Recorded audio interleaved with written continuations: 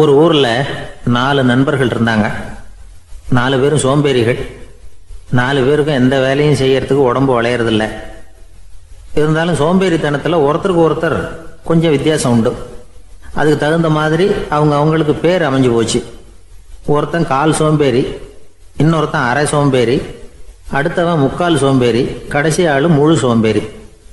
இவங்க 4 பேரும் நண்பர்கள். அப்புறம் எப்படி காரியம் நடக்கும்? 4 பேரும் ஒரு வீதியில் அப்படியே நடந்து போய்கிட்டு இருக்கிறாங்க. நல்ல பசி.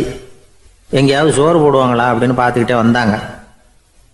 அவங்க வந்த வழியில் ஒரு ரூபா காசு கிடந்தது தரையில். அவங்க கண்ணில் அது பட்டுது. ஆனாலும் அதை குனிஞ்சு எடுக்கணுமே, அதுக்கு சோம்பேறித்தனம். முழு சோம்பேறி பார்த்தான். பக்கத்தில் வந்துக்கிட்டு இருந்த முக்கால் சோம்பேறிக்கிட்ட சொன்னானா, டேய் அதை கொஞ்சம் குனிஞ்சு எடுறா அப்படின்னானா. அவன் என்ன பண்ணான் தெரியுமா? அதுக்கு அடுத்தபடியாக வந்த அரை சோம்பேறிகிட்ட சொன்னானா, டேய் நீ அதை கொஞ்சம் குனிஞ்சு எடுறா அப்படின்னானா. அவன் இவனை விட மோசம். அடுத்தவங்ககிட்ட சொல்லியிருக்கிறான். அவனும் குனியறதுக்கு தயாராக இல்லை. ஆக கூடி கடைசியில் யாருமே காசை எடுக்கலை. என்னத்துக்கு அனாவசியமாக உடம்ப வளைச்சிக்கணும் அப்படின்னு எல்லாரும் பேசாமல் வந்துட்டாங்க. அவங்க பாட்டுக்கு நடந்து வந்துக்கிட்டே இருக்கிறாங்க. எதிரில் ஒருத்தன் வாழைப்பழத்தை வண்டியில் வச்சு தள்ளிக்கிட்டே வந்தான். ரூபாய்க்கு 4 பழம்னு கூவி விற்றுக்கிட்டே வர்றான். இப்போ அந்த முழு சோம்பேறி சொன்னானா, டேய் வழியில் கிடந்ததை 1 ரூபா, அதையாவது எடுத்துக்கிட்டு வந்திருந்தா இப்போ இந்த பழத்தை வாங்கி ஆளுக்கு ஒன்று சாப்பிடலாமே அப்படின்னானா. ஆமாம் சாப்பிட்ருக்கலாமே அப்படின்னாங்களாம் மற்றவங்களும். ஆனாலும் திரும்பி போய் அதை எடுக்கணும்னு யாருக்கும் தோணலை. பேசாமல் சோர்ந்து போய் நடந்து வந்தாங்களாம். இருட்டி போச்சு. வழியில் ஒரு கோவில். சரி இங்கேயே படுத்து தூங்குவோம் அப்படின்னா ஒருத்தன். அதுதான் சரின்னாங்க மற்றவங்களும். அப்படியே மண்டபத்தில் படுத்துட்டாங்க. கோவில் அர்ச்சகர் வேலையெல்லாம் முடிச்சு விட்டு வெளியில் வந்திருக்காரு. இவங்கள பார்த்தாராம். ஏன் இப்படி சோர்ந்து போய் கிடக்குறீங்க அப்படின்னு விசாரிச்சிருக்காரு. 2 நாளாச்சுங்க நாங்கள் சாப்பிட்டு அப்படின்னாங்களாம். அவர் உடனே ஐயோ பாவம் அப்படின்னு சொல்லி பானை, விறகு, அரிசி, தண்ணி எல்லாம் கொடுத்து நீங்களே சமையல் பண்ணி சாப்பிட்டுக்குங்க அப்படின்னு சொல்லிவிட்டு போயிட்டார். இந்த 4 பேருக்கும் சமையல் பண்ணி சாப்பிட்ணும்னு ஆசையாக தான் இருந்தது. ஆனால் அடுப்பு பற்ற வைக்கணுமே, அதுக்கு தீப்பெட்டி வேணுமே. தீப்பெட்டி இல்லை. இப்போ முழு சோம்பேறி ஆரம்பித்தான். அடுத்தவனை பார்த்து, டேய் கடைக்கு போய் ஒரு தீப்பெட்டி வாங்கிட்டு வாயேன் அப்படின்னு நானா. அவன் வழக்கம் போல் அடுத்தவங்ககிட்ட சொல்லியிருக்கான். அவன் அதுக்கு அடுத்தவங்ககிட்ட சொல்லியிருக்கிறான். கடைசியாக கால் சோம்பேறிக்கிட்ட வந்து சேர்ந்தது. அவனும் அது நம்மால் முடியாது அப்படின்னு பேசாமல் இருந்துட்டான். இப்போ தீப்பெட்டி வேணுமே, அதுக்கு என்ன பண்ணுறது? அவங்களுக்குள்ளே பேசி ஒரு முடிவுக்கு வந்தாங்களாம். அதாவது யார் முதல்ல வாயை திறந்து பேசுகிறாங்களோ அவங்க தான் தீப்பெட்டி வாங்கிறதுக்கு போகணும் அப்படின்னு. அவ்வளவுதான். உடனே 4 பேரும் வாயை கெட்டியாக மூடிக்கிட்டு படுத்துக்கிட்டாங்க. அவங்க சமையல் பண்ணி சாப்பிட்டாங்களா என்ன அப்படிங்கிறது அர்ச்சகருக்கு தெரியல. சரி பார்த்துட்டு வரலாமேன்னு வந்தார். வந்து பார்க்குறாரு, இவங்க 4 பேரும் அசையாமல் படுத்து கிடக்குறாங்க. அர்ச்சகர் பயந்துட்டார். ஒருவேளை பசி தாங்காமல் செத்து போட்டாங்களோ அப்படிங்கிற பயம். அல்லது நாம் கொடுத்த உணவுப் பொருளில் ஏதாவது விஷம் கலந்துருக்குமோ அப்படின்னும் பயந்தார். அப்படின்னா நம்ம மேலே பழி வந்துருமே அப்படின்னு நினச்சி நடுங்க ஆரம்பிச்சிட்டார். அப்புறம் அவரும் ஒரு முடிவுக்கு வந்தாராம். கோவிலுக்கு பக்கத்துலேயே ஒரு பெரிய குழி இருந்தது. அதில் ஒவ்வொருத்தரையாக இழுத்துக்கிட்டு போய் போட்டார். கொஞ்சம் மண்ணை தள்ளினார்.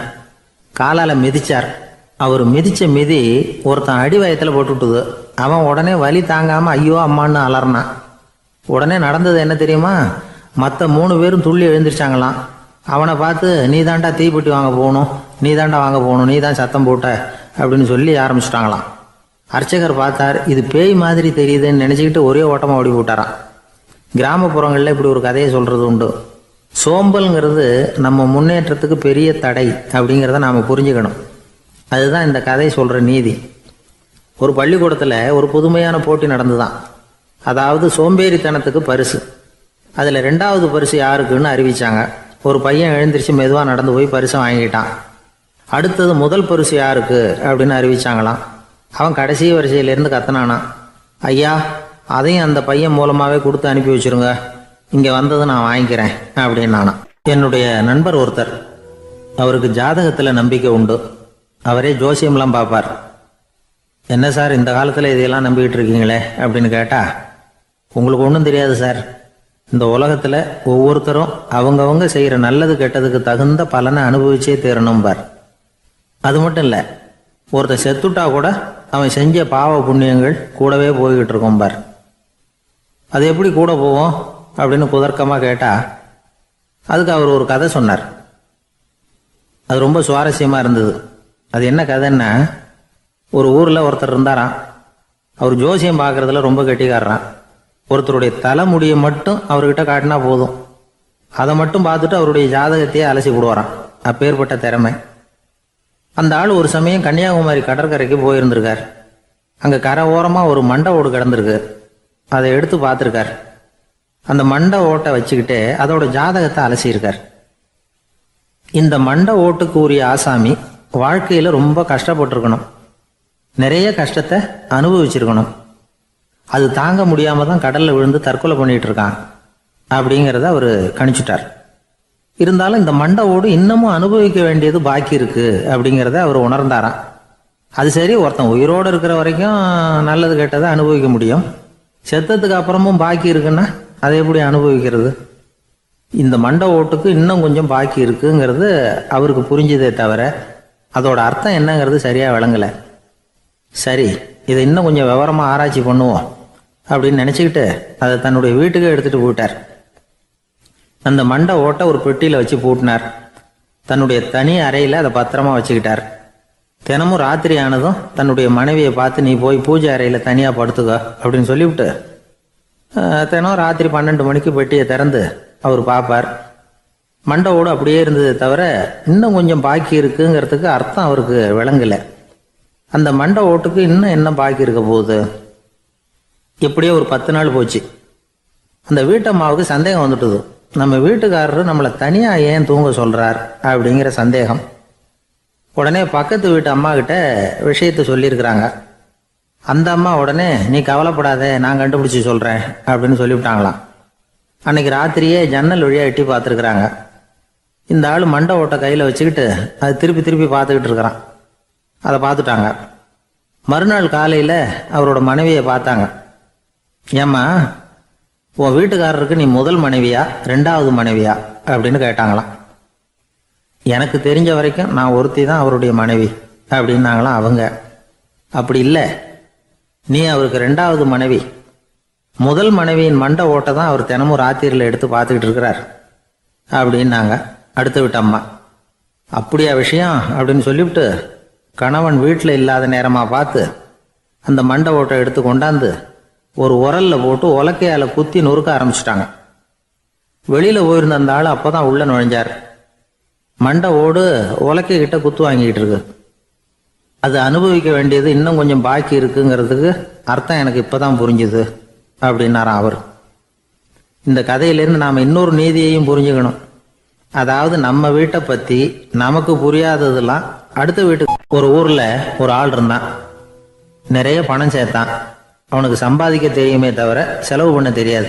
மகா கஞ்சன். காசை கையில் எடுக்கவும் மாட்டான். எடுத்தா செலவு செய்ய வேண்டியிருக்குமே.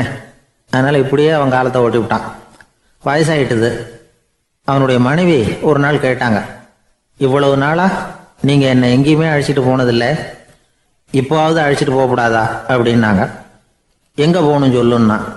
காசிக்கு போகணும், கங்கையில குளிக்கணும்னாங்க. இவன் பார்த்தான், இதுக்கு ஏன் அவ்வளவு தூரம் செலவு பண்ணிட்டு போகணும், நம்ம ஊர் ஆத்துலயே குளிக்கலாமே, இதுவும் புண்ணிய நதி தான், இங்க குளிச்சா அங்க குளிச்ச பலன் கிடைச்சிரும் அப்படின்னா. சரின்னு 2 பேரும் ஆத்தங்கரைக்கு போனாங்க. அன்னைக்கு ஏதோ விசேஷம், நிறைய கூட்டம், நிறைய பேர் குளிச்சுக்கிட்டு இருக்கிறாங்க. கரையில சில புரோகிதர்கள் நின்றுகிட்டு இருக்கிறாங்க. குளிக்கிறதுக்கு முந்தி அவங்க கிட்ட உட்காந்தா ஏதோ மந்திரம்லாம் சொல்லுவாங்க, கொஞ்சம் காசு கொடுக்க வேண்டியிருக்கும். அதனால இவன் என்ன பண்ணா, ஆத்தங்கரையிலேயே கொஞ்சம் தூரம் போனான். ஊரை விட்டு தள்ளி வந்துட்டான். அங்க யாருமே இல்லை. அப்பாடான்னு சந்தோஷப்பட்டான். குளிக்கலாம்னு புறப்பட்டான். இந்த நேரம் கடவுள் பார்த்தார், இந்த கஞ்சனுக்கு ஏதாவது புத்தி போகட்டணும் அப்படின்னு நினைச்சார். உடனே ஒரு புரோகிதர் மாதிரி உருவத்தை மாத்திக்கிட்டு அந்த ஆள் முன்னாடி வந்து நின்னார். அவனுக்கு அதிர்ச்சி. இங்க யாருமே இருக்க மாட்டாங்கன்னு நினைச்சா இங்கேயுமே ஒரு ஆள் வந்துட்டாரு, என்ன பண்றதுன்னு யோசனை பண்ணான். புரோகிதர் உருவத்தில் இருந்த கடவுள் சொன்னார், இதை பாருங்க, இன்னைக்கு விசேஷ நாள், நீராடுறதுக்கு முன்னாடி சுயகல்பம் பண்ணிக்கிறது ரொம்ப நல்லது அப்படின்னார். என்கிட்ட பணம் எதுவும் இல்லையேன்னா. பரவாயில்ல, அப்புறமா கொடுங்க, வாங்கிக்கிறேன். ஆனா ஒண்ணு, எவ்வளவு கொடுப்பீங்கிறத மட்டும் இப்பவே சொல்லி கொடுங்க அப்படின்னார். இவன் ரொம்ப யோசனை பண்ணான். ஒரு 10 பைசா தரேன் அப்படின்னா. சரின்னு ஒத்துக்கிட்டு எல்லா கிரியைகளையும் அவர் செஞ்சார். அதுக்கப்புறம் கணவனும் மனைவியும் ஆற்றுல குளிச்சாங்க. அவர் போயிட்டார். கொஞ்ச நாள் கழித்து அவன் வீட்டுக்கு வந்தார் கடனை வசூல் பண்ணுறதுக்கு. வாசலில் நின்றுக்கிட்டு இருந்த அவன் மனைவி இவரை பார்த்ததும் தயங்க ஆரம்பித்தாங்க. அந்த அம்மா கிட்ட விஷயத்த சொன்னார். அந்த அம்மா ஓடி போய் உள்ளே இருக்கிற தன்னுடைய கணவர்கிட்ட சொன்னாங்க. அவன் யோசனை பண்ணான், இப்போ வெளியில் போனால் அவனுக்கு 10 காசு கொடுக்க வேண்டியிருக்கும், அதனால் எனக்கு காய்ச்சல்னு அந்த ஆளுகிட்ட சொல்லிவிடு, இன்னொரு சந்தர்ப்பத்தில் என்னை வந்து பார்க்க சொல்லு அப்படின்னா. அந்த அம்மா போய் சொன்னாங்க. அப்படிங்களா, அப்படின்னா அவரை நான் உடனே போய் பார்க்கணுமே அப்படின்னு உள்ளே நுழைய ஆரம்பித்தார். அவங்க மறுபடியும் இருங்க தான் வரேன்னு சொல்லிவிட்டு உள்ள ஓடி விஷயத்த சொன்னாங்க. இது ஏதுடா வம்பா போச்சு அப்படின்னு பார்த்தான். மனைவியை கிட்டத்தில் கூப்பிட்டான். இதோ பாரு, ஜன்னி கண்டு நான் இறந்து போயிட்டதா சொல்லிவிடு அப்படின்னா சொன்னாங்க. புரோகிதர் பார்த்தார். அப்படின்னா ஒரு வழியாக இருந்து அவருடைய இறுதி சடங்குகளையும் நானே முடிச்சுட்டு போயிடுறேன் அப்படின்னார். உள்ளே இருந்தவன் யோசனை பண்ணான், அந்த ஆள் என்னை விடமாட்டான் போல இருக்கு, அதனால் ஒரு சவப்பெட்டியில் என்னை வச்சு தூக்கிக்கிட்டு மயானத்துக்கு போங்க பார்த்துக்கலாம் அப்படின்னா. புரோகிதரை விடுற மாதிரி இல்லை, கூடவே நடந்து போயிட்டு இருக்கிறார். அங்கே இறக்கி சடங்குகளை முடிச்சுட்டு தீ வைக்கிற நேரம் பொட்டிக்குள்ளே இருந்த நம்ம ஆள் அலறி அடிச்சுட்டு வெளியில் ஓடி வந்தான். புரோகிதர் உருவத்தில் இருந்த கடவுள் சிரிச்சார், தன்னுடைய சுய உருவத்தை காட்டினார். அதுக்கப்புறம் அவனை கூப்பிட்டு, இதை பாருப்பா, ஏன் இப்படி அல்லாடுற, ஏதாவது வர வேணும்னா கேள் தரேன் அப்படின்னார். அவன் யோசனை பண்ணான். பகவானே, ஒரே ஒரு வரம் தான் உங்ககிட்ட கேட்கணும்னா. என்ன வேணும் கேளுன்னார். அந்த 10 பைசா தட்சணையை தள்ளுபடி பண்ணால் போதும் அப்படின்னா. கடவுளும் சரின்னு சொல்லிட்டு போயிட்டார். இப்படி ஒரு கதையை சுவாமி சிவானந்தர் சொல்லியிருக்கிறார். செல்வந்தர்கள் பல பேர் இப்படித்தான் இருக்கிறாங்க. தாங்களும் அனுபவிக்க மாட்டாங்க, அடுத்தவங்களுக்கும் கொடுக்க மாட்டாங்க. இது மாதிரியான கஞ்சர்களுக்கு இந்த உலகம் இல்லை, அந்த உலகம் இல்லைங்கிறார் அவர். இந்த கதையில கடவுள் கடன் வசூலுக்கு வந்தது மாதிரி நம்ம ஊர் ஆள் ஒருத்தன் இன்னொருத்தர்கிட்ட 10 பைசா கடன் கொடுத்துட்டான். திருப்பி வாங்கறதுக்கு நடையா நடக்கிறான். கடைசியா கேட்டான், நீ எப்போதான் கடனை திருப்பி தரப்போற, அதை முடிவா சொல்லுன்னா. வர்ற வியாழக்கிழமை கண்டிப்பா கொடுத்துருவேன் அப்படின்னானா அவன். அன்னைக்கு நான் ஊர்ல இருக்க மாட்டேனே அப்படின்னானா இவன். அதனால என்ன, நானும் தான் அன்னைக்கு ஊர்ல இருக்க மாட்டேன் அப்படின்னானா. ஒரு ஊர்ல ஒரு இளைஞன் இருந்தான். ஒரு நாள் அவன் ஒரு குருவை தேடிக்கிட்டு புறப்பட்டான். ஊரை விட்டு வெளியில் போனான். போகிற வழியில் ஒரு காடு. அந்த காட்டில் ஒரு மரத்தடியில் ஒரு பெரியவர் உட்காந்துருக்கிறார். அமைதியாக மௌனமாக அவர் அமர்ந்திருக்கிறார். இந்த பெரியவரை விசாரிக்கலாம், குருவை தேடி கண்டுபிடிக்கிறதுக்கு இவர் ஏதாவது ஒரு வழி சொல்லி கொடுப்பார் அப்படின்னு நினச்சிக்கிட்டு அவரை நெருங்கினான். ஐயா, எனக்கு ஒரு குரு தேவை, எங்கே கிடைப்பார், அவரை எப்படி அடையாளம் கண்டுபிடிக்கிறது, அதை பற்றி ஏதாவது விவரம் சொன்னீங்கன்னா நான் கண்டுபிடிச்சிக்குவேன் அப்படின்ட்டுருக்கான். பெரியவர் நிமிர்ந்து பார்த்தார். தம்பி, அது ரொம்ப சுலபம். அவர் வயசானவராக இருப்பார், என்னை விட சுமார் 30 வயசு அதிகமாக இருக்கும். அவர் ஒரு மரத்தடியில் தான் உட்காந்துருப்பார் அப்படின்ட்டுருக்கான். சரிங்க பெரியவரே, அது என்ன மாதிரியான மரம், எப்படி இருக்கும் அப்படின்னு கேட்டிருக்கான். பெரியவர் அந்த விவரங்களையும் சொல்லியிருக்கிறாரு. அது மட்டும் இல்லை, சந்திக்கிற நாள், நேரம், வினாடி முதற்கொண்டு எல்லா விவரங்களையும் துல்லியமாக சொன்னாராம். இவ்வளவு விவரங்களை இவரால் எப்படி சொல்ல முடியுது அப்படின்னு இவனுக்கு ஆச்சரியம். இருந்தாலும் அந்த பெரியவர் கடைசியாக ஒரு விவரம் சொன்னார். அது என்ன தெரியுமா, எப்படியும் நீ அவரை சந்திக்கிறதுக்கு ஒரு 30 வருஷம் ஆகும் அப்படின்னு சொல்லிவிட்டாராம். ரொம்ப நன்றிங்க பெரியவரே அப்படின்னு சொல்லிவிட்டு அந்த இளைஞன் புறப்பட்டுருக்கான். இப்போ அவனுக்கு குரு பற்றின விவரம் எல்லாம் கிடைச்சிட்டுது, சந்திக்கிற நேரமும் தெரிஞ்சுட்டுது. ஆனால் 30 வருஷம் அவரை தேடி அலைய வேண்டியிருக்குமே. அவன் தேட ஆரம்பித்தான். காடு மலை எல்லாம் சுற்றி அலைஞ்சான்.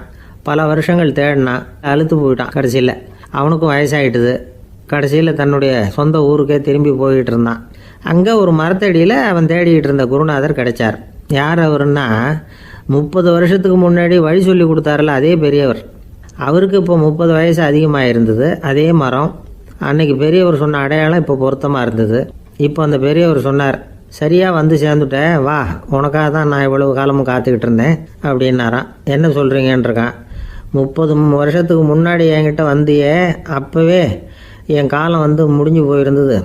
அப்போவே என்ன உனக்கு அடையாளம் தெரியல, அதனால் இவ்வளவு காலம் உனக்காக காத்துட்டு இருக்கும்படி ஆயிட்டுது அப்படின்னாராம். ஐயா, அப்போவே நீங்கள் சொல்லியிருக்கலாமே, இதுதான் 30 வருஷம் கழித்து நீ சந்திக்க போகிற இடம், நான் தான் உன்னுடைய குரு அப்படின்னு சொல்லியிருக்கலாமே அப்படின்ட்டுருக்கான். அந்த பெரியவர் சிரிச்சுக்கிட்டே இதுக்கு பதில் சொன்னாராம். நான் எவ்வளவோ விவரமாக தான் சொன்னேன், நீ சரியாக புரிஞ்சிக்கல. காரணம், அப்போ நீ போதுமான அளவுக்கு பக்குவம் பெற்றிருக்கவில்லை, அதனால் புரியும் சக்தி இல்லாமல் போயிட்டுதப்போ 30 ஆண்டு காலம் நீ அலைஞ்சி தெரிஞ்சிருக்கிற, அது காரணமாக இப்போ உனக்கு அந்த பக்குவம் வந்துட்டுது அதனால தான் அடையாளம் காண முடிஞ்சது, நானே உன்னுடைய குரு அப்படின்னாராம். இதுலேருந்து என்ன தெரியுதுன்னா, ஆன்மீகத்தில் மாணவனாக சேர்றதுக்கு கூட ஒரு பக்குவத்தன்மை தேவைப்படுது. ஒரு பெரிய ஞானி, அவர்கிட்ட சீடனாக இருக்க ஒருத்தன் வந்தான், எதிரில் நின்னா. ஞானி அவனை வெகு நேரம் உற்று பார்த்தார். அப்புறம் சொன்னார், சீடனாக இருக்கிறது ரொம்ப சிரமம்னார். நான் தயாராக இருக்கிறேன்னா. அது இன்னமும் சிரமமாச்சே, இங்கே குருவாக இருக்கிறது மட்டுமே சுலபம் அப்படின்னாராம். அப்படின்னா நான் குருவாகவே ஆயிடுறேன் அப்படின்னானா. இது போலவே இந்த காலத்தில் கதை ஒன்று உண்டு. ஒரு பள்ளிக்கூடத்தில் வகுப்பு ஆசிரியர் மாணவனை திட்டிக்கிட்டு இருந்தார். டேய், நீ 100க்கு 10 மார்க்கு தான் வாங்கிட்டு இருக்க.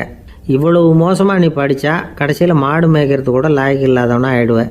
அதுக்கப்புறம் என்ன செய்ய போகிறேன் அப்படின்னாராம். பையன் தலையை சொரிஞ்சிக்கிட்டே சொன்னானா, சார் அப்படின்னா ஒன்று செய்கிறேன் அப்படின்னானா. இவர் கேட்டிருக்கார், என்ன செய்ய போகிறேன்னு. வேற என்ன சார், உங்களை மாதிரி ஒரு ஆசிரியர் ஆகிடுறேன் அப்படின்னானா. காசியில் இருக்கிற கடவுள் காசி விஸ்வநாதர், அங்கே இருக்கிற தேவி காசி விசாலாட்சி. இவங்க 2 பேரும் ஒரு நாள் பேசிக்கிட்டு இருந்தப்போ கடவுள் சொன்னார், இந்த மனிதர்களை நாம் ரொம்பவும் நம்பிக்கையோடு தான் படைச்சிருக்கிறோம். இருந்தாலும் அவங்களுக்கு தான் நம்பிக்கை இல்லை, எதுலேயும் ஒரு உண்மையான நம்பிக்கை இல்லாமல் வாழ்ந்துக்கிட்டு இருக்கிறாங்க அப்படின்னார். என்ன அப்படி சொல்கிறீங்க? அதை பாருங்கள், எவ்வளவு பேர் காசியை தேடிட்டு கங்கையில் குளிச்சுக்கிட்டு இருக்கிறாங்க. அவங்களெலாம் நம்பிக்கை இல்லைன்னா இவ்வளவு தூரம் தேடிட்டு இங்கே குளிப்பாங்களா அப்படின்னு நாங்கள் தேவி. சரி, அதை சோதித்து பார்க்கலாம் அப்படின்னு 2 பேரும் முடிவு பண்ணிக்கிட்டாங்க. உடனே ஒரு திட்டம் போட்டாங்க. அது எப்படின்னா, நாம் 2 பேருமே பக்தர்கள் மாதிரி உருவத்தை மாற்றிக்கிட்டு கங்கை கரைக்கு போக வேண்டியது. நான் கங்கையில் இறங்கி குளிக்கிறேன். கொஞ்ச நேரத்தில் சுழலில் மாட்டிக்கிட்டது மாதிரி நடிக்கிறேன். நீ உடனே கரையிலேருந்து சத்தம் போடும், என்னோடய வீட்டுக்காரரை யாராவது காப்பாற்றுங்களேன்னு சத்தம் போடும். அதோடு இன்னொன்று சொல்லு, யாராவது ஒரு புண்ணிய ஆத்மா அவர்கிட்ட போய் அவருடைய முடியை பிடிச்சி இழுக்கணும். அப்படி ஒரு சாபம் இருக்குது எங்களுக்கு. புண்ணிய ஆத்மா, அதாவது எந்த பாவமும் செய்யாத இல்லாத ஒருத்தர் தான் அவரை காப்பாற்ற முடியும். அப்படிப்பட்டவங்க யாராவது வெள்ளத்தில் குதித்து என்னுடைய கணவரை காப்பாற்றுங்கோ அப்படின்னு நீ சத்தம் போடு, கூச்சல் போடு, என்ன நடக்குதுன்னு பார்க்கலாம் அப்படின்னார் கடவுள்.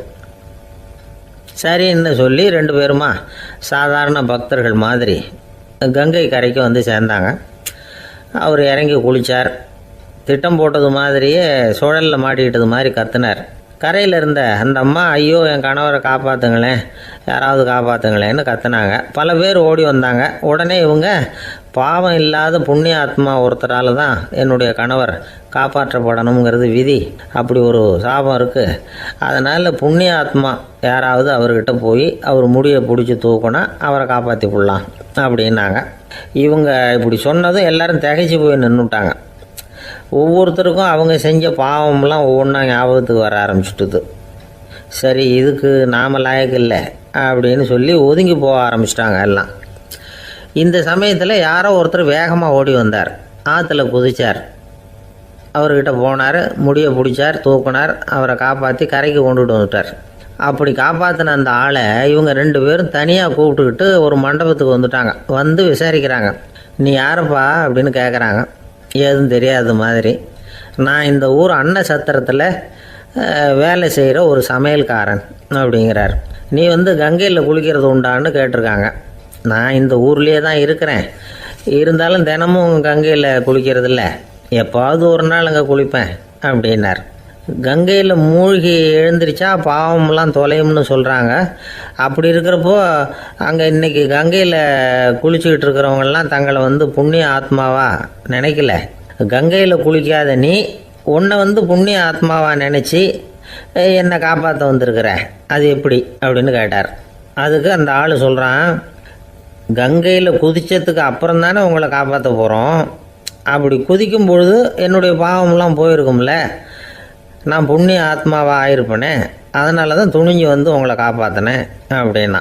கடவுளும் தேவியும் அவனுக்கு காட்சி கொடுத்தாங்களாம். இப்படி ஒரு கதை உண்டு. அதாவது கங்கையில் குளிச்சுக்கிட்டு இருக்கிறவங்களுக்கே தங்களுடைய பாவம் போகுங்கிற நம்பிக்கை பரிபூர்ணமாக இல்லை.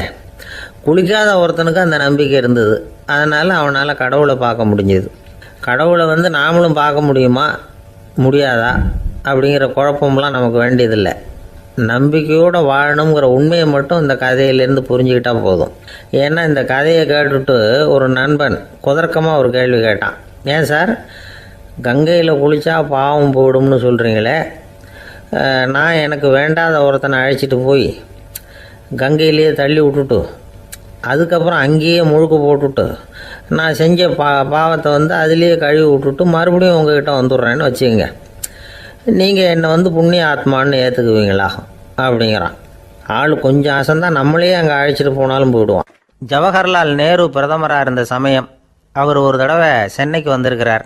இங்கே சில முக்கிய நிகழ்ச்சிகளில் கலந்துக்கிறதுக்காக வந்திருந்தார். ஆளுநர் மாளிகையில் ஒரு நாள் ராத்திரி தங்கி மறுநாள் புதுடெல்லி புறப்படுறதாக ஏற்பாடு. நிகழ்ச்சியிலெல்லாம் முடிச்சுக்கிட்டு ஆளுநர் மாளிகையில் தங்கியிருக்கிறார்.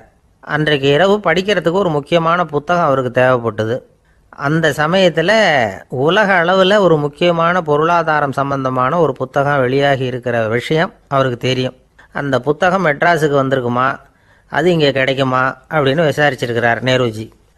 அவர் இப்படி கேட்ட உடனே அங்கே இருந்தவங்கெல்லாம் ரொம்ப பரபரப்பாக செயல்பட ஆரம்பிச்சுட்டாங்க. முக்கியமான இடங்கள்ல எல்லாம் விசாரிச்சிருக்கிறாங்க அந்த புத்தகம் உங்ககிட்ட இருக்கான்னு. சென்னையில் உள்ள கன்னிமாரா நூல் நிலையத்துக்கு எப்படியும் அந்த புத்தகம் வந்திருக்கணும் அப்படின்னு ஒரு நம்பிக்கை. அங்கே விசாரித்தாங்க. அந்த புத்தகம் 2 நாளைக்கு முன்னாடி தான் அங்கே வந்திருக்குது அப்படிங்கிற விஷயம் தெரிஞ்சுது. உடனே எல்லோரும் அங்கே ஓடினாங்க. அவங்களுக்கு இன்னொரு சந்தேகம், புத்தகம் வந்திருக்கு சரி, அது இந்த சமயத்தில் வேறு யாரும் படிக்கிறதுக்கு எடுத்துகிட்டு போயிருக்கக்கூடாதே அப்படிங்கிற சந்தேகம் இருந்தாலும் மனசுக்குள்ளே ஒரு தைரியம். இப்படி ஒரு புத்தகம் வெளிவந்திருக்கிற விஷயமே நேருஜி சொல்லி தான் நமக்கே தெரியும். அதுவும் இல்லாமல் உலக பொருளாதாரம் சம்பந்தமான ஏதோ ஒரு புத்தகம் அது. அதை போய் இந்த நேரத்தில் அவ்வளவு ஆர்வமாக யார் எடுத்துகிட்டு போயிட போகிறாங்க அப்படிங்கிற தைரியம். இந்த தைரியத்தோடு அந்த நூல் நிலையத்துக்கு ஓடினாங்க. புத்தகத்தை தேடினா அது கிடைக்கல, யாரோ எடுத்துகிட்டு போயிருக்கிறாங்க. நேருவுக்கு மட்டுமே தெரிஞ்சிருந்த அந்த புத்தகம் பற்றின விஷயம் சென்னையில் வேற ஒருத்தருக்கும் தெரிஞ்சிருக்குது. உடனே எல்லாரும் பரபரப்பாக அதுக்குன்னு இருக்கிற ரிஜிஸ்டர் இருக்குல்ல, பதிவேடு, அதை புரட்டி பார்க்குறாங்க யார் எடுத்துகிட்டு போகிறாங்கன்னு தெரிஞ்சுக்கிறதுக்காக. எடுத்துகிட்டு போனவங்க அதில் கையெழுத்து போட்டிருப்பாங்கல்ல, அதை பார்த்து யாருன்னு தெரிஞ்சுக்கலாம் அப்படிங்கிறதுக்காக தான் அதை புரட்டுறாங்க. அதோ அந்த புத்தகத்தோட பேர் பக்கத்தில் அதை எடுத்துக்கிட்டு போனவங்க கையெழுத்து உத்து பார்க்குறாங்க எல்லாரும். அதில் போட்டிருக்குது பேர் CN அண்ணாதுரை அப்படின்னு எழுதியிருந்தது. அவர் தான் பேரறிஞர் அண்ணா.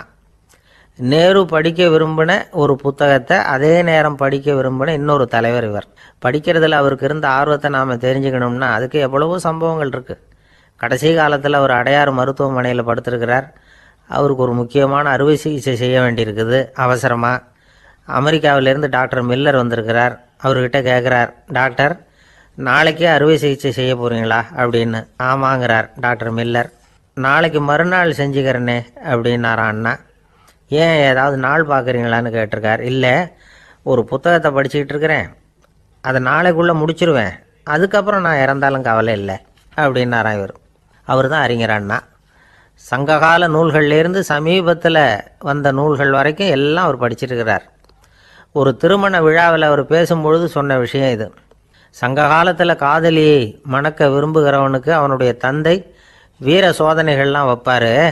போய் புலிப்பல் கொண்டுக்கிட்டு வா, அப்போ தான் என் பொண்ணை கொடுப்பேன் அப்படின்னு சொல்லுவார். காதலன் உடனே காட்டுக்கு போவான், ஒரு புலியை கொன்று அதனுடைய பல்லை கொண்டுக்கிட்டு வருவான். அதை வீர பதக்கத்தில் பதிச்சு அவனுக்கு மாமனார் சூட்டுவார் கல்யாண சமயத்தில்.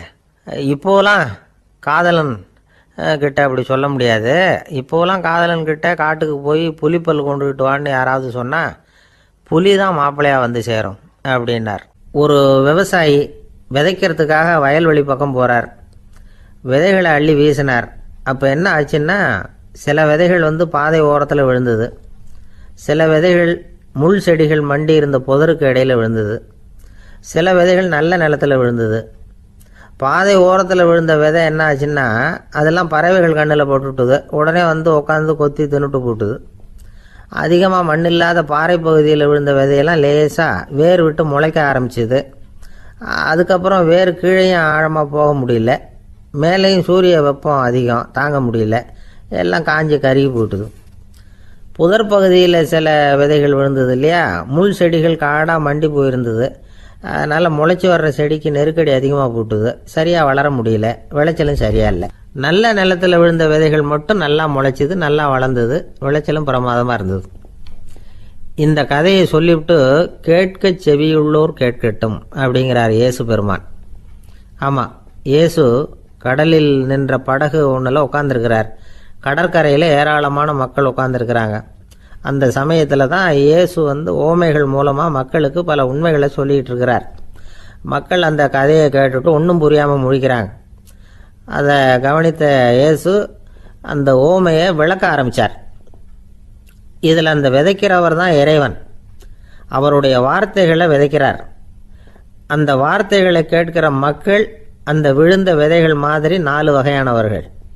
சில பேர் பாதை ஓரத்தில் விழுந்த விதைகள் மாதிரி இறைவன் வார்த்தைகளை அவங்க கேட்குறாங்க. ஆனால் தீய எண்ணங்கள் செய்கைகள் மூலமாக விதைக்கப்பட்ட வார்த்தைகள் அழிஞ்சு போடுது. இறைவன் வார்த்தைகளை கேட்ட உடனே மகிழ்ந்து போய் உடனே சில பேர் அதை ஏற்றுக்கிறாங்க. இவங்கெல்லாம் அந்த பாறை பகுதியில் விழுந்த விதைகள் மாதிரி. அதனால் இவங்கெல்லாம் வேறு இல்லாதவங்க, கொஞ்ச காலத்துக்கு இறை வார்த்தைகளுக்கு கீழ்ப்படிந்து நடப்பாங்க. அதனால் ஏதாவது இடைஞ்சல் ஏற்பட்டால் உடனே தடுமாறுவாங்க. தங்கள்கிட்ட இருக்கிற நல்ல பண்புகளை விட்டுட்டு பாவ வழிகளுக்கு போயிடுவாங்க. முள் செடிகளுக்கு இடையில் விழுந்த விதைகள் மாதிரி உள்ளவங்க யாருன்னா, இவங்களுக்கு உலக கவலை உண்டு, செல்வத்தின் மீது மயக்கம் உடையவர்கள். உலக ஆசைகள் இவங்களுக்குள்ளே பூந்துடுறதுனால அங்கே இருக்கிற நல்ல பண்புகள் மறைஞ்சு போயிடுது. அதனால் அவங்களும் உபயோகம் இல்லாதவங்களாக ஆயிடுறாங்க. நல்ல மனிதர்கள் நல்ல நிலத்தில் விழுந்த விதைகளுக்கு ஒப்பானவர்கள். இவங்க இறை வார்த்தையை கேட்குறாங்க, அதை ஏற்றுக்கிறாங்க, அவங்களும் நல்லபடியாக வாழுறாங்க, அடுத்தவங்களுக்கும் உபயோகமாக இருப்பாங்க. இதுதான் இயேசு சொன்ன விளக்கம். நல்ல வார்த்தைகளை கேளுங்கள், நல்ல வார்த்தைகளை ஏற்றுக்கொள்ளுங்கள், அடுத்தவங்களுக்கு உபயோகமாக இருங்க. இதுதான் பெரியவங்கள்லாம் நமக்கு சொல்லுகிற உபதேசம். ஒரு அப்பா தன்னுடைய மகனுக்கு உபதேசம் பண்ணார். இதை பாருப்பா, நல்ல வார்த்தைகளை கேட்கணும், எப்போதுமே மகன் அப்பா பேச்சை கேட்கறது நல்லது அப்படின்னாராம். நீ ஏதாவது ஒரு தப்பு பண்ணால் என் தலையில் ஒரு முடி நரைச்சி வெள்ளையாக போடும்பா, நீ செய்கிற ஒவ்வொரு தப்புக்கும் என் தலையில் ஒவ்வொரு முடி வெள்ளையாயிடும் அப்படின்னாராம். பையன் யோசிச்சான், அப்பா இப்போ தான் எனக்கு புரியுது, தாத்தாவோட தலைமுடி பூராவும் வெள்ளையாக இருக்கிறதுக்கு என்ன காரணம்ங்கிறது எனக்கு இப்போ தான் புரியுது அப்படின்னானா. ஒரு ராஜா இருந்தார். நாடு பூராவும் நிறைய மரங்களை நட்டு வளர்க்கணுங்கிறது அவரோட ஆசை. தானே அதுக்கு முன்மாதிரியாக இருக்கணும்னு நினைச்சார். அரண்மனையை சுற்றி மரங்களை நட்டு வளர்த்தார். இதை பார்த்துட்டு ஜனங்களும் அவங்கவுங்க வீட்டை சுற்றி மரக்கன்றுகளை நட்டு வளர்த்தாங்க. கொஞ்ச காலத்தில் ஊர் பூரா பசுமையாக மாறிச்சு. எல்லாருக்கும் சந்தோஷமாக இருந்தது. இது ஒரு பக்கம் இருக்கட்டும். இப்போ நான் சொல்ல போகிற கதை வேற.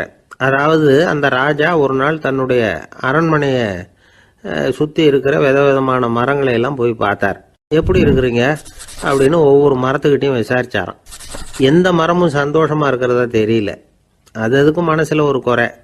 முதல்ல ஆலமரத்துக்கிட்ட போனார். அது சொல்லிச்சு, மண்ணா, நான் நல்லா பெருசாக வளர்ந்துருக்கிறேன், அடர்த்தியாக இருக்கிறேன், கிளையெல்லாம் 4 பக்கமும் நல்லா படர்ந்து தான் இருக்குது, இருந்தாலும் எந்த பிரயோஜனமும் இருக்கிறதா தெரியல எனக்கு. என்னுடைய பழம்லாம் ரொம்ப சின்னதாக இருக்குது, என் கண்ணுக்கு சரியாக புறப்பட மாட்டேங்குது. நான் இருக்கிற சைஸுக்கு என்னுடைய கிளையில் இருக்கிற பழம்லாம் எவ்வளவு பெருசாக இருக்கணும், அது இத்தினூண்டு இருக்கிறது எனக்கு பெரிய அவமானமாக இருக்குது. இப்படி இங்கே நின்றுக்கிட்டு இருக்கிறதே ரொம்ப கூச்சமாக இருக்குது. ஒரு நல்ல புயல் வந்ததுன்னா பேசாமல் சாஞ்சு விடலாமான்னு பார்க்குறேன் அப்படின்னு புலம்புது ஆலமரம். சரி இருக்கட்டும்னு நினச்சிக்கிட்டு ராஜா அடுத்தபடியாக ஒரு அத்தி மரத்துக்கிட்ட போனார். அதுவும் புலம்ப ஆரம்பிச்சுட்டுது. நான் கூட பெரிய மரம் தான், இல்லை இலையெல்லாம் அழகாக தான் இருக்குது, பழம் அழகாக இருக்குது, இருந்தாலும் உள்ள விஷயம் இல்லையே, அத்தி பழத்தை புட்டு பார்த்தா அத்தனையும் சொத்த அப்படின்னு பழமொழியே உண்டாயிட்டுதே, இப்படி ஒரு கெட்ட பேரோடு நான் இருக்கணுமா அப்படின்னு புலம்புது அது. சரி இது இருக்கட்டும் அப்படின்னு சொல்லி அடுத்தபடியாக வேப்ப மரத்துக்கிட்ட போனார். அது தன்னுடைய வேதனையை வெளியிட்டது. எனக்கு எவ்வளவோ மருத்துவ குணங்கள்லாம் இருக்கிறதா சொல்லிக்கிறாங்க, இருந்தாலும் என்ன பிரயோஜனம், என்னுடைய பழத்தை மனிதர்கள் யாரும் விரும்பி சாப்பிட்றது இல்லையே அப்படின்னுது. ராஜா அடுத்தாப்புல இருந்த ஒரு பனை மரத்துக்கிட்ட போனார். நான் நல்லா உயரமாக தான் வளர்ந்துருக்கிறேன், மற்ற மரங்கள்லாம் என்னை அண்ணாந்து தான் பார்க்கணும், இருந்தாலும் என்கிட்ட நிழலுக்காக யாரும் ஒதுங்கிறது இல்லையே அப்படின்னுது. என்ன இது எல்லா மரமும் இப்படி திருப்தி இல்லாமல் இருந்துகிட்டு இருக்குதே அப்படின்னு நினச்சிக்கிட்டே ராஜா அடுத்தபடியாக அங்கே இருந்த ஒரு பைன் மரத்துக்கிட்ட போனார். அழகாக உயரமாக பசுமையாக தான் இருந்தது, ஆனால் பழமோ பூவோ கிடையாது. அதை நினச்சி அது வருத்தப்பட்டுக்கிட்டு இருக்குது. ஓக் மரம் அது ஒன்று நின்றுட்டு இருந்தது. அது என்ன சொல்லிச்சுன்னா, இலையுதிர் காலத்தில் என் மேலே இருக்கிற எல்லா இலைகளும் உதிர்ந்து போடுது, முடி கொட்டின மனிதர்கள் மாதிரி மொட்டையாக நான் நிற்க வேண்டி இருக்குது. என்ன வாழ்க்கை இது அப்படின்னு சொல்லி அழுத்துக்கிட்டது. சரி, புளிய மரம் என்ன சொல்லுது பார்ப்போம்னு அதுகிட்ட போனால், என்னுடைய நிழலில் யாருமே தங்க மாட்டாங்க, உடம்புக்கு சூடுன்னு ஒதுங்கி போயிடுவாங்க. அடிமரத்தை பார்த்தீங்கன்னா பட்டையெல்லாம் உறிஞ்சி பார்க்கறதுக்கே கேவலமாக இருப்பேன் அப்படின்னுது அது. முருங்கை மரம் என்ன சொல்லிச்சு தெரியுமா? என்னுடைய இலை காயெல்லாம் சாப்பிட்றவங்களுக்கு சத்து கொடுக்கறது வாசவம்தான், ஆனால் என் உடம்புல சத்தே கிடையாது. கொஞ்சம் வேகமாக காற்று அடிச்சதுன்னா முறிஞ்சி விழுந்துடுறேன். என்ன வாழ்க்கை இது அப்படின்னு சொல்லி அது வருத்தப்பட்டது. ராஜா யோசனை பண்ணார். என்ன இது, மரங்கள் பூமியின் வரங்கள்னு சொல்கிறோம். மழை பெய்யறதுக்கு அதுதான் காரணம். பூமி செழிப்பாக இருக்கிறதுக்கும் அதுதான் காரணம். வீடு கட்டுறதுக்கு மரம், நாற்காலி செய்ய உபயோகப்படுத்துறதுக்கும் அதுதான் உபயோகப்படுது. மனுஷனுக்கு வேண்டிய ஆகாரங்களையும் கொடுக்குது. இப்படிலாம் இருந்தும் எல்லா மரமும் நிம்மதி இல்லாமல் இருந்துகிட்டு இருக்குதே அப்படின்னு நினைச்சார். அப்போ அங்கே இருந்த ஒரு மகிழ மரம் அவர் கண்ணில் பட்டுது. அந்த மரம் மட்டும் கொஞ்சம் நிம்மதியாக மகிழ்ச்சியாக இருக்கிறது மாதிரி தெரிஞ்சுது. உடனே ராஜா அதுகிட்ட போனார்.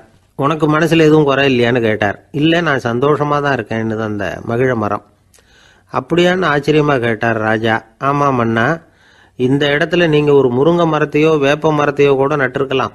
ஆனால் இந்த இடத்துல நடுறதுக்கு என்ன தேர்ந்தெடுத்துருக்குறீங்க, அதுவே எனக்கு பெருமை, அதுவே எனக்கு திருப்தி அப்படின்னு தான் மகிழ மரம். மகிழ மரம் சாதாரணமாக தான் இருக்கும். இளம் மஞ்சள் நிறத்தில் பூக்கள், அது காய்ந்தும் மனம் வீசும். மகிழ மரம் மாதிரி மன திருப்தியோடு வாழறதுக்கு நாம் கற்றுக்கணுமா? நாம் இந்த உலகத்தில் ஒரு நாயாவோ நரியாவோ கூட பிறந்திருக்கலாம், மனுஷனாக பிறந்திருக்கிறோம், அதுவே பெருமை தானே. இந்த நிறைவு தான் மகிழ்ச்சியின் ரகசியம். ஒரு பையன் அப்பா கிட்ட போய், அப்பா நீங்கள் இந்த உலகத்தில் ஒரு மனுஷனாக பிறந்தது என்னோட அதிர்ஷ்டம் நானா. ஏண்டா அப்படி சொல்கிறேன்னு இருக்கார் அப்பா. நீங்கள் ஒரு கரடியாக பிறந்திருந்தா இந்நேரம் நானும் ஒரு கரடி குட்டியாக தானே இருந்திருப்பேன் அப்படின்னு நானா பையன். துருக்மேனியாவில் அஷ்காபாத் அப்படின்னு ஒரு நகரத்தில் ஒரு புவியியல் விஞ்ஞானி இருந்தார். அவர் ஒரு நாய்க்குட்டி வளர்த்தார். ஒரு நாள் முன்னிரவு நேரம் ஒரு மேஜைக்கு முன்னாடி உட்காந்து அந்த விஞ்ஞானி ஏதோ கணக்கு போட்டுக்கிட்டு இருக்கிறார். அவருக்கு ஒரு சின்ன பெண் குழந்தை, அது தொட்டிலில் தூங்கிட்டு இருக்குது. அந்த நாய்க்குட்டியும் ஒரு மூலையில் படுத்து அது பாட்டுக்கு தூங்கிட்டு இருந்தது. ஒரே அமைதி. அந்த நேரத்தில் திடீர்னு அந்த நாய்க்குட்டி துள்ளி எழுந்திரிச்சது. நேராக குழந்தைகிட்ட ஓடிச்சு. அந்த குழந்தைய அது போட்டிருந்த ட்ரெஸ்ஸோடு சேர்த்து கவ்வி தூக்கிக்கிட்டு வாசல் பக்கம் ஓடிச்சு. நாய்க்குட்டி குழந்தைய கவ்வி தூக்க முடியுமாங்கிற சந்தேகம் உங்களுக்கு இல்லையா? நீங்கள் நம்ம ஊர் நாய்க்குட்டியவே பார்த்து பழக்கப்பட்டிருக்கீங்க, அதனால் நம்புறதுக்கு சிரமமாக இருக்கும். அந்த ஊர்லெலாம் அது ரொம்ப ஸ்ட்ராங்காக இருக்கும், ஒரு ஏதோ கண்ணுக்குட்டி மாதிரி இருக்கும். விஞ்ஞானி அதை பார்த்துட்டார். உடனே அந்த நாய்க்கு வெறி பிடிச்சிட்டுதுன்னு முடிவு பண்ணிவிட்டு தன்னோட கை துப்பாக்கி எடுத்துக்கிட்டு ஓடி வந்தார். அவர் வெளியில் நாய்க்குட்டி எங்கே அப்படின்னு பார்த்து தேடுறார். அந்த நேரத்தில் அந்த வீடு இடிஞ்சு விழுது. காரணம் பூமி அதிர்ச்சி. இப்படி பூமி அதிர்ச்சி உண்டாக போகுதுங்கிறது அந்த நாய்க்குட்டிக்கு முன்னாடியே தெரிஞ்சு போச்சு. அதுதான் குழந்தைய தூக்கிட்டு வெளியில் ஓடி வந்திருக்குது. அது மூலமாக அந்த குடும்பத்தையே காப்பாற்றிருக்குது அந்த நாய்க்குட்டி. இந்த சம்பவம் நடக்கிறதுக்கு 3 நாளைக்கு முன்னாடியே சில பிராணிகளுக்கு இப்படி நடக்க போகுதுங்கிறது தெரிஞ்சிருக்குதான்.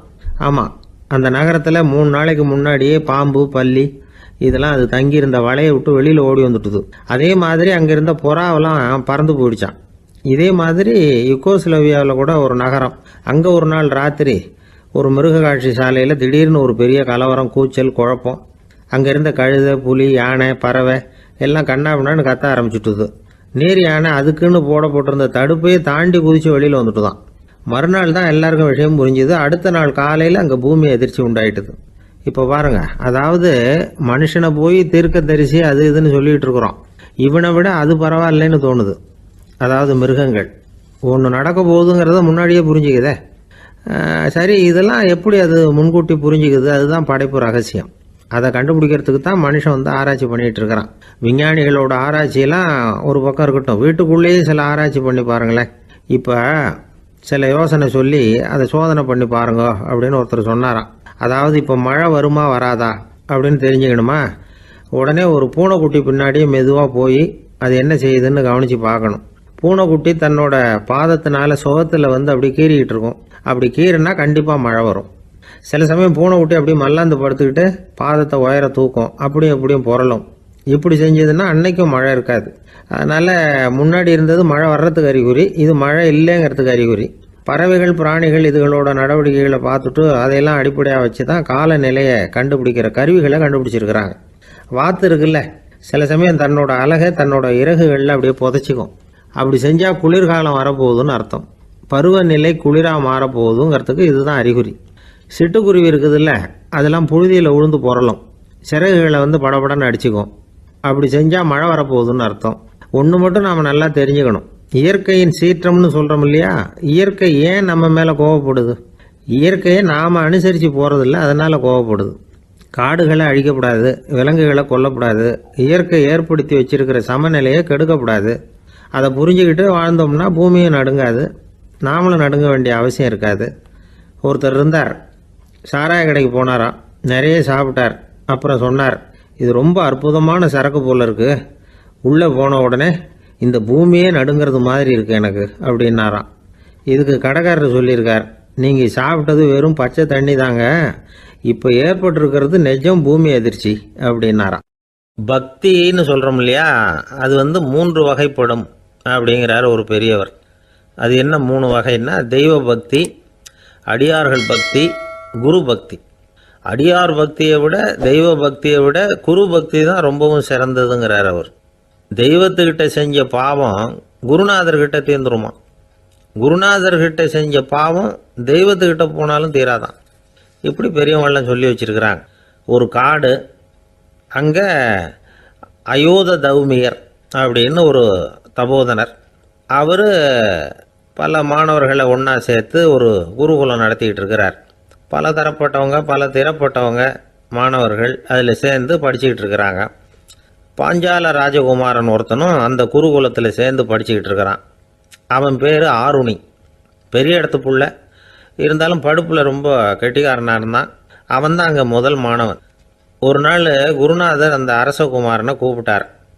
நம்ம குருகுலத்துக்கு சொந்தமான வயலில் தண்ணீர் பெருகி வெள்ளம் பயிரை அழிக்குதான், அதனால் நீ போய் மடையை அடைச்சிட்டு வந்துரு அப்படின்னார். அந்த அரசகுமாரன் உடனே புறப்பட்டான். குருநாதர் சொல்லிட்டார்ல, உடனே புறப்பட்டான். நான் பெரிய இடத்து பிள்ளையாச்சே, ராஜகுமாரனாச்சே, ரொம்ப செல்வாக்கூட வளர்ந்தவனாச்சே, நான் போய் வயலில் இறங்கி வேலை செய்கிறதா அப்படின்னுலாம் அவன் நினைக்கல. குருநாதர் கட்டளையை நிறைவேற்ற வேண்டியது நம்ம கடமை அப்படின்னு நினச்சான். உடனே ஒரு மண்வெட்டியை தூக்கி தோளில் வச்சுக்கிட்டு புறப்பட்டு போயிட்டான். வயலுக்கு போனான். பார்த்தான், தண்ணி கரையை உடச்சிக்கிட்டு வயலுக்குள்ளே ஏகமாக பாஞ்சிக்கிட்டு இருக்குது. இவன் மண்வெட்டியால் களிமண்ணை புல்லோடு சேர்த்து புல் பத்த மாதிரி வெட்டி வெட்டி போட்டான்.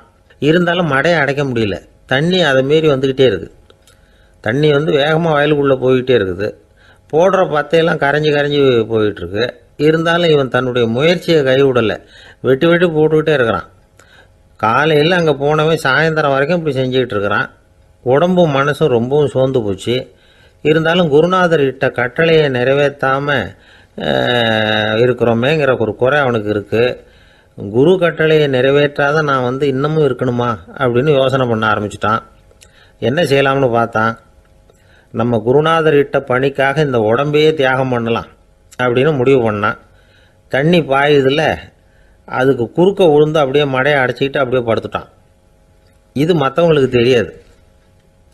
அன்னைக்கு ராத்திரி ஒரு விளக்கு முன்னாடி உட்காந்து குருநாதர் பிள்ளைங்களுக்கு பாடம் சொல்லி கொடுத்துக்கிட்டு இருக்கிறார். முதல் வரிசையில் இருக்கக்கூடிய ராஜகுமாரனை காணலை.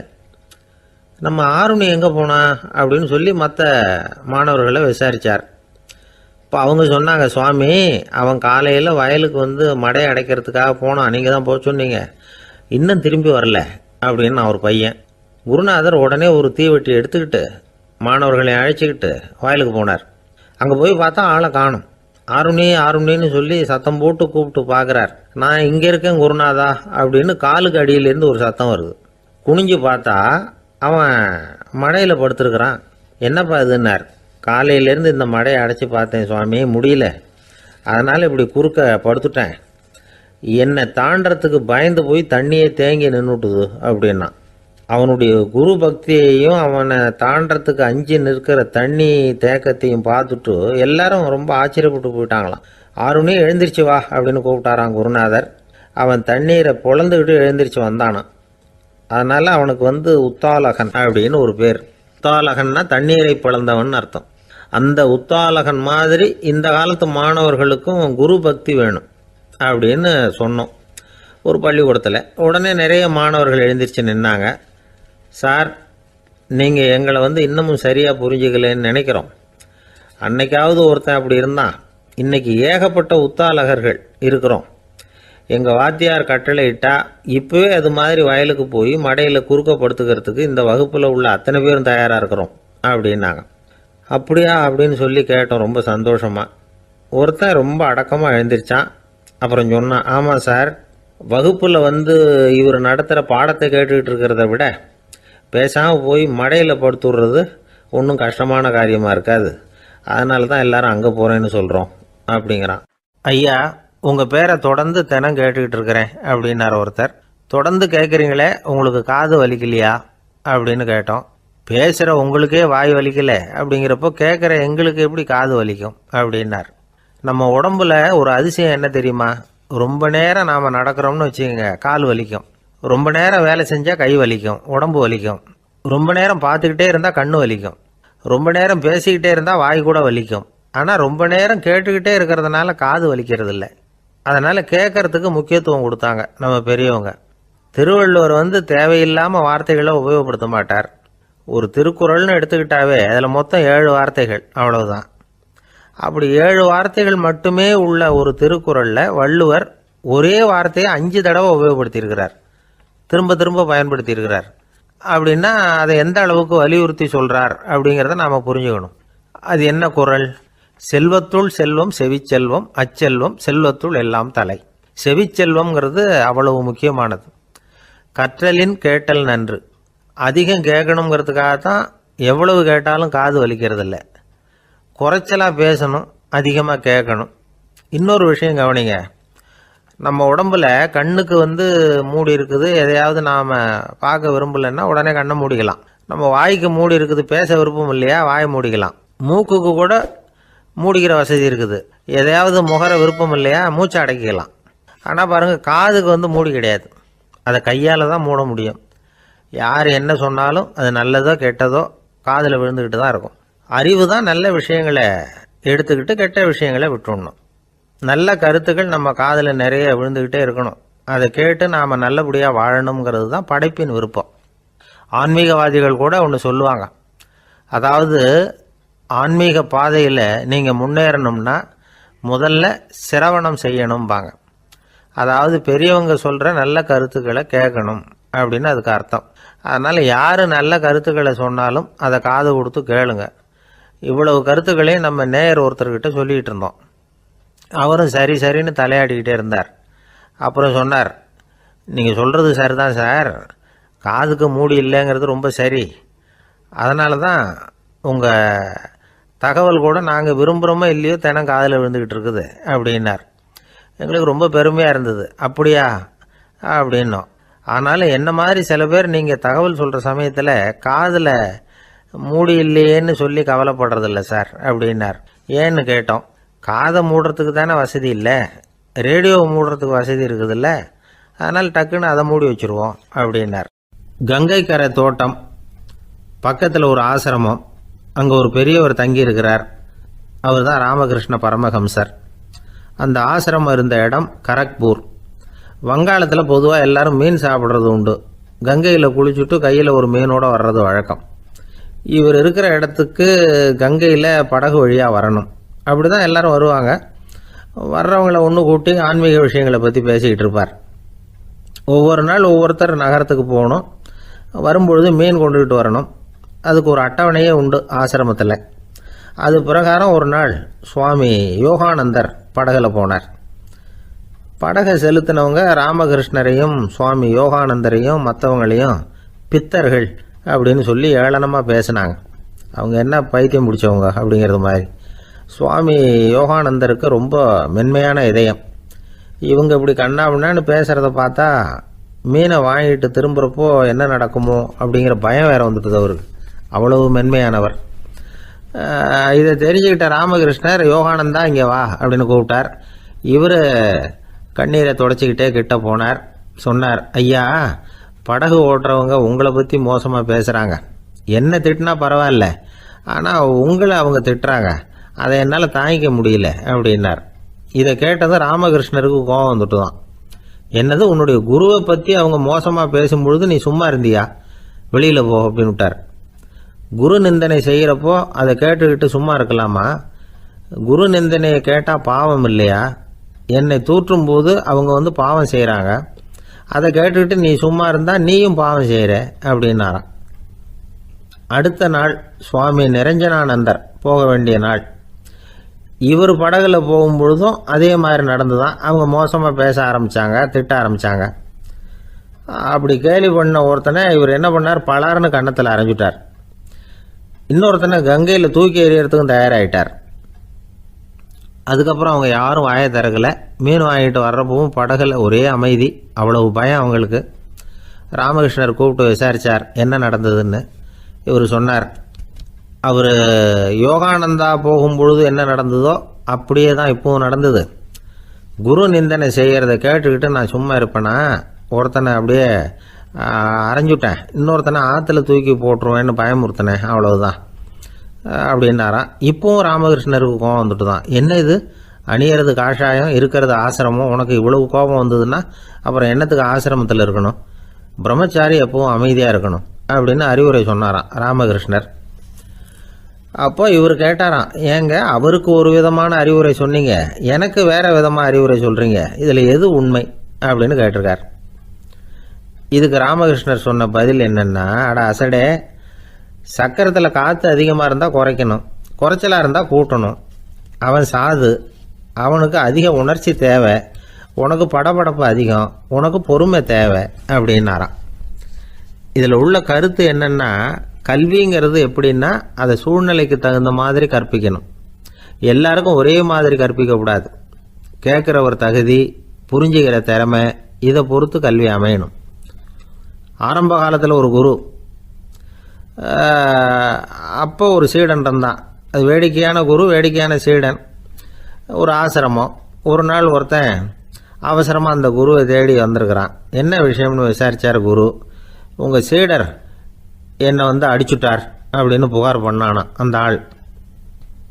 குரு சீடனை கூப்பிட்டார். அடிச்சியா இந்த ஆளை அப்படின்னு கேட்டாரான். ஆமான் இருக்கான் சீடன். ஏன் அடிச்சே அப்படின்னு கேட்டாரான். இந்த ஆள் உங்களை பற்றி மட்டமாக பேசிவிட்டான், என்னால் அதை தாங்கிக்க முடியல, அதனால தான் அடிச்சுட்டேன்ருக்கான். அப்படி என்ன பேசினா அப்படின்னு கேட்டாரான். உன்னுடைய குருநாதர் இப்போல்லாம் அர்த்தமில்லாமல் பேச ஆரம்பிச்சுட்டார் அப்படின்னு சொல்லிவிட்டான், அதனால தான் அடிச்சுட்டேன் அப்படின்னு நானான். அதுக்காக அடித்தே அப்படின்னாரான். நான் அதுக்காக அடிக்கலை குருவே, இப்பெல்லாம் நீங்கள் அர்த்தமில்லாமல் பேசுகிறதாக அவன் சொல்கிறான், அப்படின்னா இதுவரைக்கும் நீங்கள் அர்த்தத்தோடு பேசினதாகத்தானே அர்த்தம், அது தப்பு தானே, அதனால தான் அடித்தேன் அப்படின்னு நானான். தேசத்து மேலேயும் தாய்மொழி பேர்லையும் செலுத்துற அன்புக்கு அபிமானம்னு பேர். தேசாபிமானம்னு சொல்றமே இதுதான். ஒரு கணவன் மனைவி பேர்ல காட்டுற அன்புக்கு காதல்னு பேரு. கடவுள் பேர்ல செலுத்துற அன்புக்கு பக்தின்னு பேரு. இப்படி அன்புல பல ரகம் இருக்கிறப்போ அதுல உள்ள வித்தியாசம் தெரியாம இடம் மாத்தி அன்பு காட்டினா இடைஞ்சல் தான். சரி, இந்த அன்பை பத்தி விஞ்ஞானம் என்ன சொல்லுது தெரியுமா? இதயத்தை பாதுகாக்கிறதுக்கு முக்கியமா தேவைப்படுற ஒண்ணு இந்த அன்புதான்னு சொல்லுது. நெதர்லாந்து விஞ்ஞானிகள் இதை ஆராய்ச்சி பண்ணியே கண்டுபிடிச்சிருக்கிறாங்க. கொஞ்சம் முயல் குட்டிகளை 2 பிரிவா பிரிச்சாங்க. 2 குரூப்புக்கும் கொழுப்பு அதிகமா உள்ள ஆகாரத்தையே கொடுத்துக்கிட்டு வந்தாங்க. ஆனா ஒரு குரூப்புக்கு வெறுமன ஆகாரத்தை கொடுத்ததோட சரி, இன்னொரு குரூப் முயல்களுக்கு ஆகாரம் கொடுத்ததோட நிறுத்திக்கல. அதுக்கு முன்னாடி கூண்டுகளை திறந்து விட்டு முயல்களை கொஞ்ச நேரம் எடுத்து கொஞ்சி விட்டு அதுக்கப்புறமா ஆகாரம் கொடுத்தாராம் ஆராய்ச்சியாளர். இந்த குரூப்புக்கு இதய பாதிப்பு 60% குறைச்சலா இருந்துதான். சில நோயாளிகளுக்கு ஹார்ட் அட்டாக் வந்தாலும் அதை தாங்கிக்கிட்டு குணமாகிற சக்தி அதிகமா இருக்குது. இது எப்படின்னு ஆராய்ச்சி பண்ணி பார்த்துருக்கிறாங்க. அவங்கெல்லாம் மனைவி தன் பேர்ல ரொம்ப அன்பா இருக்கிறதாக நினைக்கிறவங்களா இருக்கிறாங்களாம். இதய நோயாளிகள் பல பேரை சந்திச்சு இதய நோய் ஏற்பட என்ன காரணம்னு கேட்டிருக்கிறாங்க. அவங்க சொன்ன காரணம்லாம் சாப்பாடு சம்பந்தமா இல்லையா, மனைவி அன்பா இல்ல, இப்படிப்பட்ட காரணத்தை தான் சொல்றாங்களாம். அதனால இதயத்தை பாதுகாக்கணும்னு நினைக்கிறவங்க அடுத்தவங்க அன்பா இருக்கிறது மாதிரி பாத்துக்குங்க, அதுதான் முக்கியம். ஒருத்தர் முகம் பூரா பிளாஸ்டரி போட்டுக்கிட்டு வந்தார், ரொம்ப கோபமா. என்னங்க ஆச்சுன்னு விசாரிச்சேன். எல்லாம் உங்களால தான் சார்னார். விவரமா சொல்லுங்களேன். என்ன உங்க தகவலை கேட்டுட்டு ஒரு பூனைக்குட்டியை கையில எடுத்தேன், அன்பா அதை தடவி கொடுக்கறதுக்காக. ஆனா அது முந்திக்கிட்டது, அது என் முகத்தை தடவி கொடுத்துட்டுது, முகம் பூரா நகை கீறல், அதுதான் இப்படி அப்படின்னார். ஒருத்தர் ரொம்ப அவசரமா போயிட்டு இருந்தார். எங்க சார் போறீங்கன்னு கேட்டோம். எனக்கு வேண்டியப்பட்ட ஒருத்தருக்கு குழந்தை பிறந்திருக்கிறதாக செய்தி வந்திருக்கு. அதுதான் ஆஸ்பத்திரிக்கு போயிட்டு இருக்கேன், பார்த்துட்டு வரலாம்னு அப்படின்னார். அப்படின்னா கொஞ்சம் இப்படி உட்காருங்க அப்படின்னோம். சில விவரம்லாம் சொல்கிறேன், கேட்டுட்டு போங்க அப்படின்னோம். உட்காந்தார். அப்புறம் சொல்ல ஆரம்பித்தோம். புதுசாக பிறந்திருக்கிற ஒரு குழந்தைய பார்க்க போகிறதுன்னா அது சாதாரண விஷயம் இல்லை. அதில் ரொம்பவும் கவனமாக நடந்துக்கணும். புது குழந்தைக்கு நோய் சுலபமாக தொற்றும். முக்கியமாக காற்று மூலமாக பரவுகிற நோய்கள் சுலபமாக வந்துடும். அதனால் நமக்கு உடம்பு சரியில்லைன்னா குழந்தைய விட்டு கொஞ்சம் தள்ளியே இருக்கிறது தான் நல்லது. பெரியவங்களை பொறுத்த வரைக்கும் சாதாரணமாக உள்ள ஒரு கிருமி கூட குழந்தைய பொறுத்த வரைக்கும் ரொம்ப மோசமான ஒரு கிருமியாக இருக்கும். சில வெளிநாடுகளில் எப்படி தெரியுமா, பிறந்த குழந்தை தூங்கிக்கிட்டு இருக்கிற ஒரு ரூமுக்கு போகணும்னா போகிறவங்க முகமூடி போட்டுக்கணும், காலணிகளை மாற்றிக்கணும், அவ்வளவு சுத்தமாக உள்ளே போய் பார்த்துட்டு வரணும். பொதுவாக சில ஆஸ்பத்திரிகளில் பார்த்தீங்கன்னா பார்வையாளர்கள் நேரத்தில் விசிட்டிங் ஹவர்ஸ் தாயை விட்டு குழந்தைய தனியாக பிரித்து வச்சுருவாங்க. எதுக்குன்னு நினைக்கிறீங்க? அந்த நேரம் பல பேர் வருவாங்க போவாங்க, அவங்க கை கால் சுத்தமாக இருக்காது. சுத்தம் இல்லாத கைகள் மூலமாக கிருமிகள் பரவும். சுத்தம் இல்லாத கைன்னா மண்ணு தூசி படிஞ்சிருக்கிற கை மட்டும் தான் அர்த்தம் இல்லை. சாலையில் கையை வீசிக்கிட்டு நடந்து வர்றீங்க, குழந்தைய பொறுத்த வரைக்கும் அது கூட சுத்தம் இல்லாத கை தான். தாயை தவிர மற்றவங்க குழந்தைய தூக்காமல் பார்த்துக்கிறது நல்லது. தாய் கூட அளவோட கொஞ்சிறதோட நிறுத்திக்கணும். புதுசாக ஒரு குழந்தைய பெற்றிருக்கிற பொண்ணுக்கிட்ட மற்ற தாய்மார்கள் ஏதாவது சொல்லிக்கிட்டே இருப்பாங்க. குழந்தைய அப்படி வளர்க்கணும் இப்படி வளர்க்கணும் அப்படின்னு ஏதாவது அட்வைஸ் பண்ணிக்கிட்டே இருப்பாங்க. இப்படி ஓவராக அறிவுரை பண்ணுறது அந்த பொண்ணை குழப்பி விட்டுரும். அதனால் அப்படிலாம் பண்ணக்கூடாது. அந்த பெண்ணே ஏதாவது கேட்டால் கூட டாக்டர் சொல்ல வேண்டிய விவரங்களை எல்லாம் நாமே சொல்லிக்கிட்டு இருக்கக்கூடாது. புதுசாக பிறந்திருக்கிற குழந்தைய மட்டும்தான் இப்படி பார்க்கணும்னு இல்லை. ஒரு நோயாளி குழந்தைய பார்க்க போகிறதுனா கூட ரொம்ப எச்சரிக்கையாக தான் நடந்துக்கணும். ஒரு தின்பண்டமோ விளையாட்டு சாமானோ அந்த குழந்தைக்கு நாம் வாங்கிட்டு போகிறதா வச்சுக்குவோம். அதை நேராக கொண்டுகிட்டு போய் அந்த குழந்தைகிட்டே கொடுக்கக்கூடாது. அதோட அப்பா அம்மா கிட்ட ரகசியமாக கொடுக்கலாம். அவங்க முடிவு பண்ணட்டும் குழந்தைகிட்ட அதை கொடுக்கலாமா வேண்டாமாங்கிறத. அவங்களுக்கு தான் தெரியும் அதோட மனசும் உடம்பும். உங்கள் அக்கறையை காட்டுறதா நினச்சிக்கிட்டு குழந்தை வாயில் எதையும் கொண்டுட்டு போய் போடாதீங்க. போகிறப்போ உங்கள் வீட்டு குழந்தையும் அழைச்சிட்டு போகாதீங்க. இது நோயை வாங்கிட்டு வந்துடும், அல்லது புதுசாக ஒரு நோயை அதுக்கிட்ட கொடுத்துட்டு வந்துடும். என்னதான் உங்களுக்கு பழக்கமான குழந்தையா இருந்தால் கூட அதுக்கு விருப்பம் இல்லைன்னா பேசக்கூடாது. அங்கே போய் அவங்க பள்ளிக்கூடத்தை ஞாபகப்படுத்திட்டு இருக்கக்கூடாது. நோயில் இருக்கிறப்ப ஸ்கூலை பற்றி பேச அது விரும்பாது. ஆஸ்பத்திரியை விட்டு வெளியில் புறப்படுறப்போ குழந்தைகிட்ட சொல்லணும்னு அவசியம் இல்லை. அதோட அப்பா அம்மா கிட்ட சொல்லிவிட்டு புறப்பட்டா போதும், குழந்தை கோபிச்சிக்காது. சமூக சம்பிரதாயத்தை பற்றி அது கவலைப்படுறதில்லை. இப்படி எல்லா விவரமும் நம்ம எதிரில் உட்காந்துருந்தவங்க கிட்ட சொல்லி முடித்தோம். ரொம்ப நன்றி சார் அப்படின்னு சொல்லிவிட்டு அவர் புறப்பட்டார். குழந்தைங்க கொஞ்சம் வளர்கிற வரைக்கும் தான் நாம் எச்சரிக்கையாக இருக்கணும்னு இல்லை, வளர்ந்த பிறகு இன்னும் எச்சரிக்கையாக இருக்கணும். ஒரு பையன் பள்ளிக்கூடத்துலேருந்து திரும்பி வீட்டுக்கு வந்தான். முகம் பூரா நகத்தால் கீறி இருந்தது. அப்பா பார்த்து பயந்துட்டார். யாருடா உன்னை இப்படி பண்ணது அப்படின்னார். என் கூட படிக்கிற இன்னொரு பையன். நாளைக்கு உன் கூட பள்ளிக்கூடத்துக்கு வர்றேன், நீ எனக்கு அவனை அடையாளம் காட்ட முடியுமான்னார். அது ரொம்ப சுலபம் நான் பையன். எப்படின்னார் அப்பா. அவன் காதில் ஒன்றை கையோடு எடுத்துகிட்டு வந்திருக்கிறேன், இதோ என் பையில தான் வச்சுருக்கேன் அப்படிங்கிறான் அந்த பையன். அள்ள அள்ள குறையாதது அட்சய பாத்திரம், அது நமக்கு தெரியும், கேள்விப்பட்டிருக்கிறோம். ஆனால் போட போட நிரம்பாத ஒரு பாத்திரம் உண்டு. அது என்ன தெரியுமா? நம்மளில் பல பேர்கிட்ட அந்த பாத்திரம் உண்டு. அதுதான் பேராசை அப்படிங்கிற பாத்திரம். அதை நிறைவு செய்யவே முடியாது. பேராசையை பற்றி சுஃபி இலக்கியத்தில் ஒரு பிரபலமான கதை உண்டாம். அதை ஒரு பெரியவர் எடுத்து சொல்லியிருக்கிறார். ஒரு மன்னர் நகர்வலம் போயிட்டு இருக்கார். ஒரு பிச்சைக்காரன் மன்னர் எதிரில் வரான். பிச்சை போடுங்கிறான். என்னுடைய அமைதியை கெடுக்காதே போங்கிறார் மன்னர். அவன் சிரிக்கிறான். அரசே, உங்களுடைய அமைதி கிடக்கூடிய நிலையில் இருந்தா அதுக்கு பேர் அமைதியே கிடையாது அப்படின்னு ஆனா. எதிரில் நிற்கிறது வெறும் பிச்சைக்காரன் இல்லை, யோகி அப்படிங்கிறத மன்னர் புரிஞ்சுக்கிட்டார். துறவியே, உங்களுக்கு என்ன வேணும்னாலும் கேளுங்க, கொடுக்குறேன்னாராம். அந்த துறவி மறுபடியும் சிரிக்கிறார். அரசே, உங்களால் முடியாததையெல்லாம் கொடுக்க முடியும்னு சத்தியம் செய்யாதீங்க அப்படின்னார். மன்னருக்கு கோபம் வந்துட்டுது. என்ன இவர் இப்படி சொல்றாரு அப்படின்னு நினைச்சார். நகர்வலத்தை பாதியிலேயே நிறுத்தினார். வாங்க அரண்மனைக்குன்னார். துறவியை அழைச்சிக்கிட்டு அரண்மனைக்கு வந்துட்டார். துறவி தன்கிட்ட இருந்த பிச்சை பாத்திரத்தை நீட்டினார். இது நிறைய எனக்கு பொற்காசுகள் வேணும் அப்படின்னாராம். அவ்வளவுதானா, இது ஒரு பெரிய காரியமா அப்படின்னு கையை தட்டினாராம் மன்னர். ஒரு பெரிய தாம்பாளம் நிறைய பொற்காசுகள் சேர்ந்தது. அதை அள்ளி போட்டார். போட போட அந்த பிச்சை பாத்திரம் நிரம்பவே இல்லை. பொற்காசுகள் போட போட அவ்வளவையும் உள்ளே வாங்கிக்கிட்டே இருக்குது. அரசாங்க கஜானாவே காலி ஆகிட்டுது. மூட்டை மூட்டையாக பொற்காசுகளை கொட்டி பார்த்துட்டாங்க. அது முழுங்கிக்கிட்டே இருக்குது. கடைசி வரைக்கும் அந்த பிச்சை பாத்திரம் நிரம்பவே இல்லை. அரசர்கிட்ட இருந்த கர்வம் போயிட்டுது. அப்படியே பொத்துன்னு துறவி காலில் விழுந்தார். அப்போ அந்த துறவி சொன்னாராம், மன்னா, இந்த பிச்சை பாத்திரத்தை உங்களால் மட்டும் இல்லை, வேற யாராலையும் நிரப்ப முடியாது. அதுக்கு என்ன காரணம்னா, இது